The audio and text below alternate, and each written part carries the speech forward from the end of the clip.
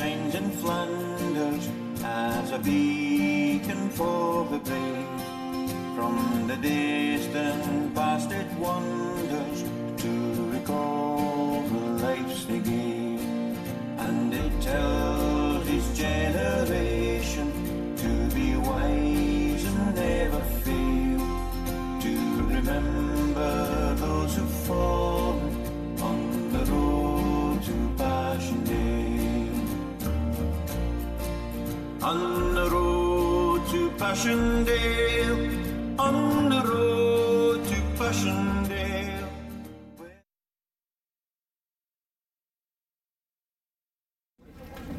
So we're off to see the German cemetery, but we're going through the little town of Pokepel.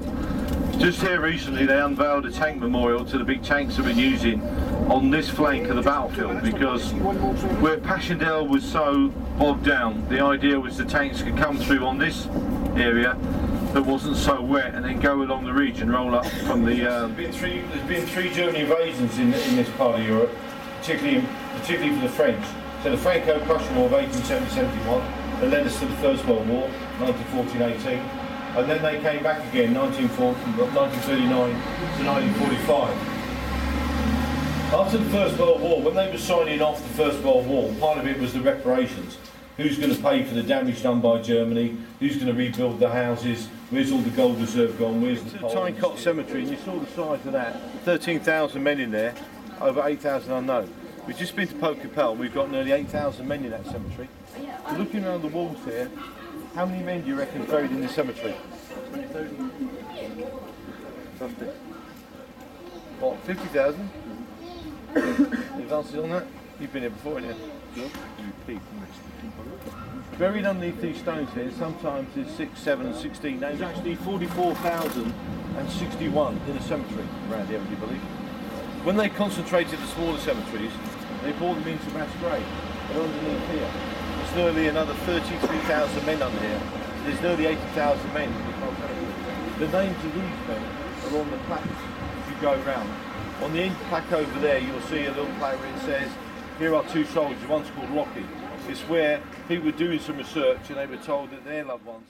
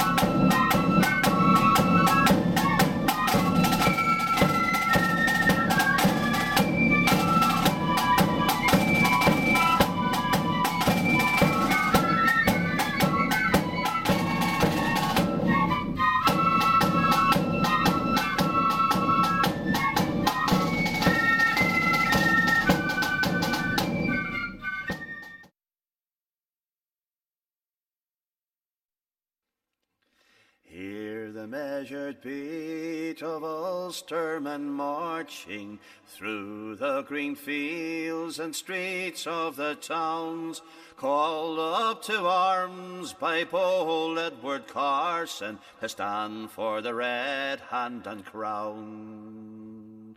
These were the seed of my... What I'm going to do for about an hour or so is show you what the archaeologists have been doing, explain what we found, and try and put it into the context of the fighting from here in the First World War. What they've actually done is they've taken the filling out of the trenches for the second time. These trenches were dug by Scottish soldiers in 1915.